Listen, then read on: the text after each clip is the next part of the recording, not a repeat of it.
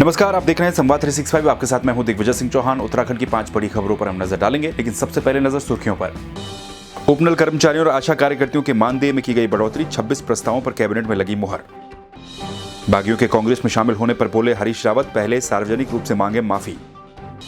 सियाचिन में शहीद उत्तराखंड के लाल विपिन सिंह को दी गई अंतिम विदाई। सीएम धामी ने देहरादून में किया विश्व स्तरीय मिनी झील का शिलान्यास। मंगलवार को उत्तराखंड में कोरोना के 20 नए मामले, कुल 158 एक्टिव केस।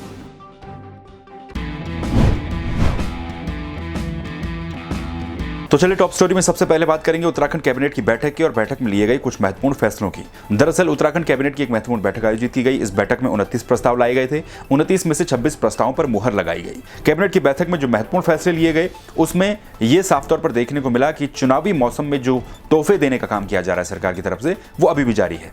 इसी कड़ी में मंगलवार को जो कैबिनेट की बैठक हुई है, इस बैठक में जो 22,000 उपनल कर्मचारी हैं और जो 12,500 आशा कार्यकर्तियां हैं, इनके मानदेय को बढ़ाने पर सहमति बनाई गई है। 7,791 ग्राम प्रधानों के मानदेय को 1,500 रुपए प्रतिमाह से बढ़ा करके 3,500 रुपए प्रतिमाह कर दिया गया है। इस कैबिनेट की बैठक में मुख्यमंत्री की अध्यक्षता में कैबिनेट की बैठक आयोजित की गई थी। 29 प्रस्ताव लाए गए थे, 26 प्रस्तावों पर मुहर लगी है। इनमें 3 प्रस्ताव स्थगित किए गए हैं। उपनल कर्मचारियों का जो मानदेय है वो 2 स्लैब में बढ़ाया जाएगा।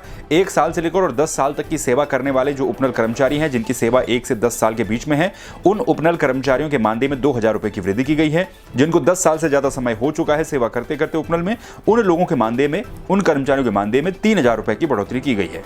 इसी के साथ जो आशा कार्यकर्तियां, इनके वेतन में भी 6500 रुपए इनका मानदेय किया गया है। इनके बैंक खाते में अब हर महीने 6500 रुपए आएंगे।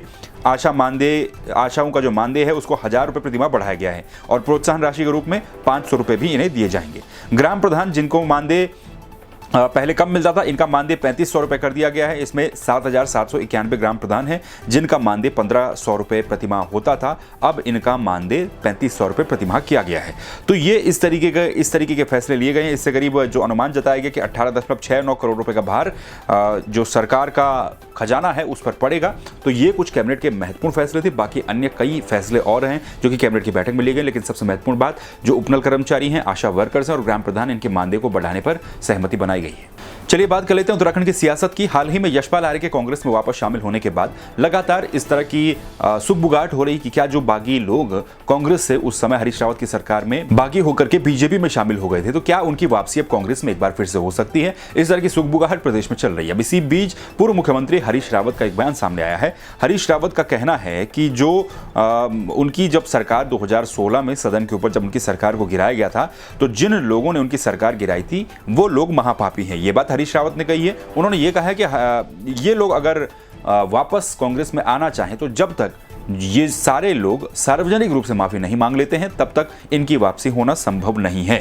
तो एंट्री उनकी तब तक नहीं हो सकती है। हरीश रावत ने कहा है। एक तो जिन लोगों ने उनकी सरकार को गिराया था उन्होंने कहा कि वो महापापी है। उन्होंने ये भी कहा है कि जो पूर्व प्रधानमंत्री अटल बिहारी वाजपेयी हैं, उनका एग्जाम्पल देते हुए उन्होंने कहा है कि उन्होंने भी ऐसे लोगों को महापापी की संज्ञा दी थी। हरीश रावत ने कहा है कि ऐसे लोग कांग्रेस में अगर आना चाहते हैं तो उन्हें सार्वजनिक रूप से माफी मांगनी पड़ेगी, अपने पाप को स्वीकार करना पड़ेगा।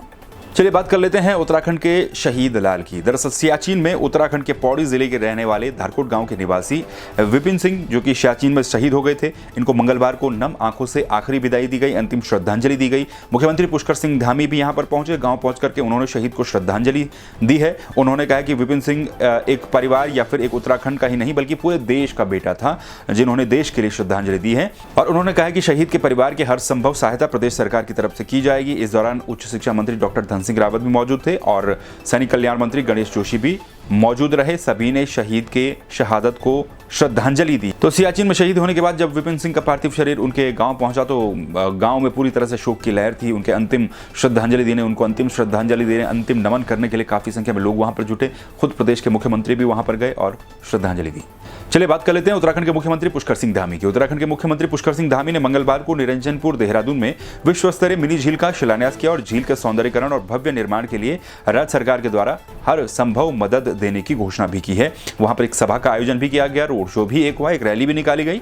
तो सभा को संबोधित करते हुए मुख्यमंत्री ने कहा कि कैबिनेट ने लंबे समय से जो आशा कार्यकर्ताओं की जो मांग थी उनको पूरा किया है, मानदेय बढ़ाया गया है, तमाम लोगों को रोजगार देने का काम किया जा रहा है और ये तमाम बातें भी मुख्यमंत्री ने वहां पर अपने संबोधन में की। इस दौरान रोड शो भी निकाला गया। मेयर सुनील उनियाल गामा भी मौजूद थे। कैंट विधानसभा क्षेत्र का एरिया पड़ता है जहां पर ये रोड शो निकाला गया और इस मिनी झील का शिलान्यास मुख्यमंत्री पुष्कर सिंह धामी के द्वारा किया गया है। उन्होंने कहा कि जो भी इसमें संभव मदद रहेगी या फिर जो भी काम राज्य सरकार को करवाना है, चाहे वो सौंदर्यीकरण हो या फिर अन्य सुविधाओं को यहाँ पर विकसित करना हो, राज्य सरकार हर संभव काम करेगी। और जनसभा को संबोधित करते हुए उन्होंने अपने काम भी गिनाए।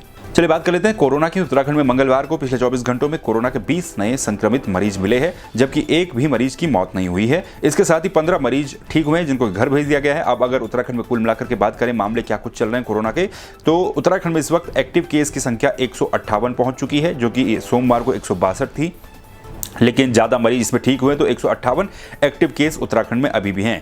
तो स्वास्थ्य विभाग के मुताबिक मंगलवार को करीब 15,277 सैंपल की जांच रिपोर्ट जो है वो नेगेटिव आई है। इसमें 7 जिले हैं, अल्मोड़ा, बागेश्वर, चमोली, पौड़ी, पिथौरागढ़, टिहरी और उधम सिंह नगर, जहां पर एक भी संक्रमित मरीज नहीं मिला है। चंपावत, हरिद्वार और उत्तरकाशी में 1-1, देहरादून में 5, नैनीताल में 8 और रुद्रप्रयाग में 4 संक्रमित मरीज मिले हैं। इसी के साथ ही पिछले 24 घंटे में 20 नए संक्रमित मरीज उत्तराखंड में कोरोना के मिले। तो ये थी उत्तराखंड की टॉप 5 खबरें। इन खबरों को लेकर आप क्या सोचते हैं, अपनी राय आप कमेंट करके हमें दे सकते हैं। खबरों को देखने के लिए संवाद 365 को सब्सक्राइब कर लीजिए, बेल आइकन भी दबाइए और फेसबुक पर भी पेज को लाइक कीजिए। फिर मिलेंगे नई खबरों के साथ, तब तक के लिए नमस्कार।